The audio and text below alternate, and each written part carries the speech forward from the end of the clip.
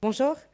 Vous êtes donc Chief of Staff de Descartes Underwriting, donc la deuxième assurtech hexagonale la mieux financée. Vous êtes lancé en 2018 sur la mitigation des risques climatiques via l'assurance paramétrique. Alors, je vais vous laisser présenter également l'entreprise avec quelques chiffres clés. Donc Descartes Underwriting, en effet, a été créé toute fin 2018 pour trois raisons principales. Tout d'abord parce que les trois cofondateurs souhaitaient mieux protéger les clients contre les risques émergents, à la tête desquels les risques climatiques, qui aujourd'hui sont de plus en plus fréquents et surtout malheureusement de plus en plus graves. La deuxième raison, c'était de mieux utiliser la donnée en assurance, qui aujourd'hui est largement sous-exploitée. Et la troisième raison, c'était d'offrir un service client et une expérience client optimale pour les grandes entreprises et les gouvernements que Descartes allait protéger. Donc aujourd'hui, Descartes protège plus de 400 clients contre les risques climatiques et regroupe 160 collaborateurs en France, mais également dans 9 pays, un peu partout dans le monde. On va parler d'abord un peu théorie et puis après, on va être plus pratique. Une première question un peu théorique sur votre point de vue sur les grandes tendances des principaux risques, donc pour les entreprises, collectivités ou particuliers. Oui, alors dans le segment des grands risques, une des particularités, c'est qu'il faut très très rapidement se diversifier, donc à la fois en termes géographiques et en termes de produits.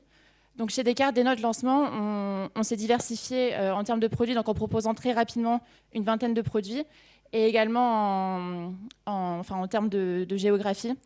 Donc c'est difficile d'avoir des tendances vraiment d'un marché particulier qui ressort là-dessus. Aujourd'hui, on propose 4 grands types de produits. Donc des produits pour les catastrophes naturelles, donc ça va regrouper les cyclones, les tremblements de terre, les feux de forêt, les typhons par exemple. On va proposer des produits pour les projets d'énergie renouvelable, qui sont souvent des projets qui sont financés par des investisseurs qui ont besoin d'avoir une garantie sur le rendement de l'énergie sur ces projets, qui peuvent fluctuer de plus ou moins 30% chaque année, donc ce qui est absolument énorme. Donc on va proposer par exemple des produits pour le manque de vent sur des projets éoliens, des produits pour le manque par exemple d'ensoleillement sur des projets solaires, etc., etc.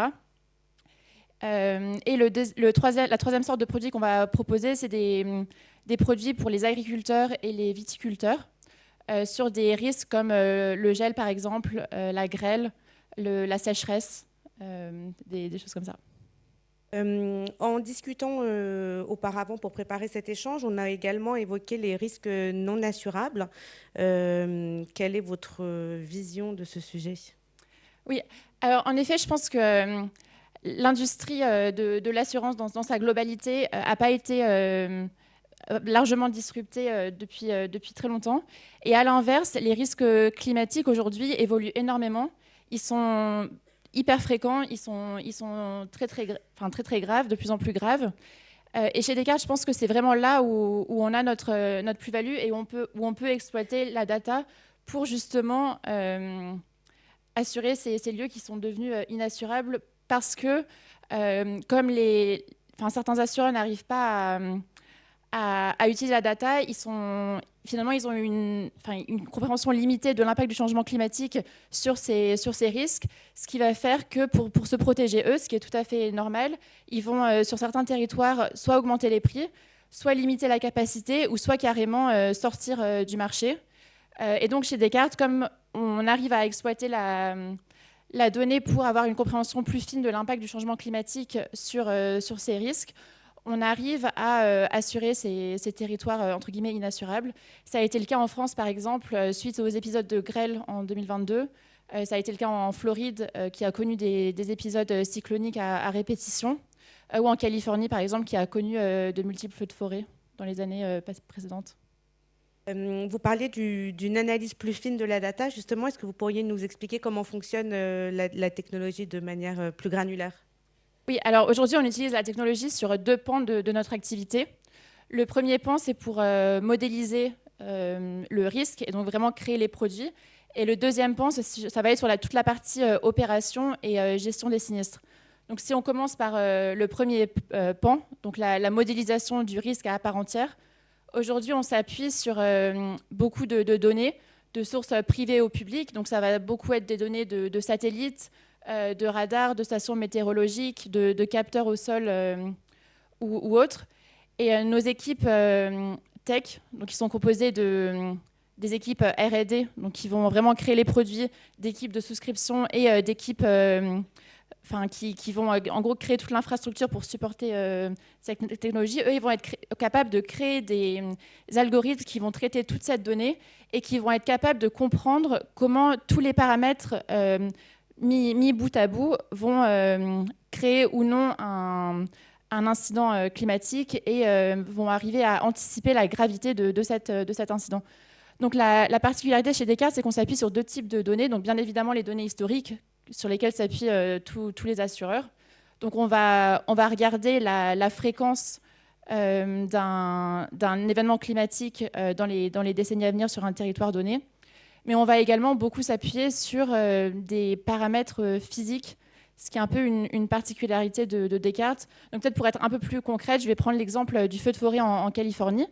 Donc on va, comme j'ai évoqué, regarder l'historique de tous les feux de forêt qui ont eu lieu en Californie les 20-30 années précédentes.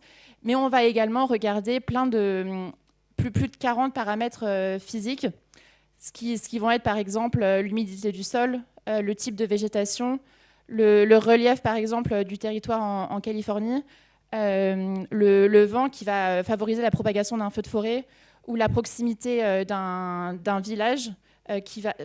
Sachant que souvent les villages ont des infrastructures qui permettent de mettre fin aux incendies plus rapidement. Et donc on va comprendre comment tous ces différents paramètres mis bout à bout vont faire qu'on augmente ou on diminue la probabilité d'avoir un incendie à ce lieu donné dans les 1 an, 2 ans à venir, etc., etc.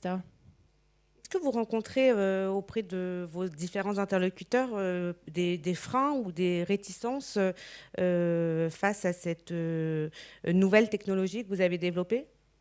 Alors, je pense que c'est important déjà de souligner que depuis notre création, on voit beaucoup plus d'entrain pour l'assurance paramétrique de à peu près tout le marché, déjà des clients.